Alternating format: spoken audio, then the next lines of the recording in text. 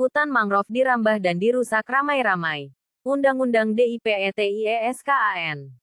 www.justiccollaborationnews.com. Batu Bara. Kecamatan Tanjung Tiram dan Nibung Angus dan Talawi kini sedang merebak dugaan perambahan dan perusakan hutan mangrove akibat kelalaian petugas negara. Berdasarkan pemaparan BPS tentang kawasan hutan berdasarkan fungsinya tahun 2015, Tanjung Tiram 1637 ha terdiri dari 852 ha hutan lindung dan hutan produksi terbatas 785 ha, Kec, Nibung Angus 134 ha terdiri dari 70 ha hutan lindung, 64 ha hutan produksi terbatas, Talawi 519 ha terdiri dari 270 ha hutan lindung dan 249 ha hutan produksi terbatas. Maraknya dugaan perambahan hutan mangrove beralih fungsi menjadi kebun sawit bermotif awal budidaya tambak udang lalu ganti rugi ke konglomerat dan diubah menjadi perkebunan sawit. Muncul pula kelompok tani hutan dan atau sejenisnya berkedok pelestarian. Reklamasi ujung-ujungnya ukur lahan lalu ganti rugi. Bahkan surat keterangan tanah bisa timbul di desa dan kecamatan hingga BPN. Kepala Desa Bagan Baru Bunyamin Selasa 7/3, mengatakan di sekitar kawasan hutan lindung sudah terbit juga surat sertifikat BPN.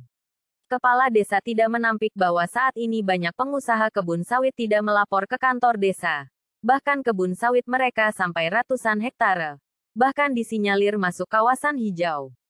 Fakta lapangan diduga mereka melanggar lebih dari satu undang-undang di antaranya. Pasal 17 Jo Pasal 46 UU No.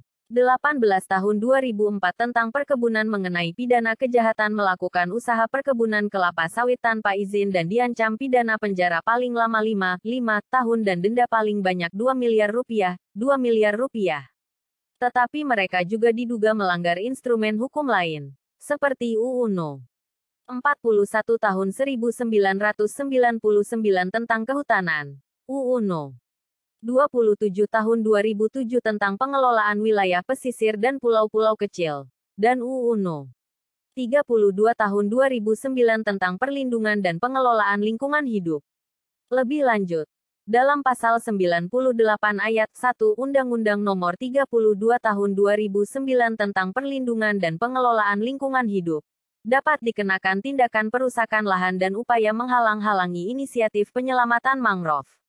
Tindakan tersebut dapat dikategorikan sebagai pelaku kejahatan pidana lingkungan hidup dan dapat dikenakan sanksi berupa penjara paling singkat 3 tahun dan paling lama 10 tahun dan denda paling sedikit 3 miliar rupiah, dan paling banyak 10 miliar rupiah,